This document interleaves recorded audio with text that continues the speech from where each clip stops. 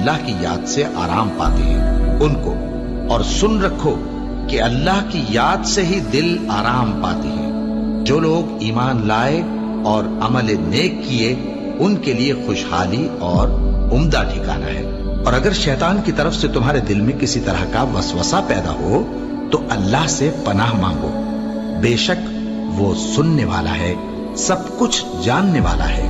جو لوگ پرہیزگار ہیں جب ان کو شیطان کی طرف سے کوئی وسوسہ پیدا ہوتا ہے تو چونک پڑتے ہیں اور دل کی آنکھیں کھول کر دیکھنے لگتے ہیں، اور جب قرآن پڑھا جائے تو توجہ سے سنا کرو اور خاموش رہا کرو تاکہ تم پر رحم کیا جائے، اور اپنے پروردگار کو دل ہی دل میں عاجزی اور خوف سے اور پست آواز سے صبح و شام یاد کرتے رہو، اور دیکھنا غافل نہ ہونا۔ پھر جب تم یہ نماز تمام کر چکو تو کھڑے اور بیٹھے اور لیٹے ہر حالت میں اللہ کو یاد کرو۔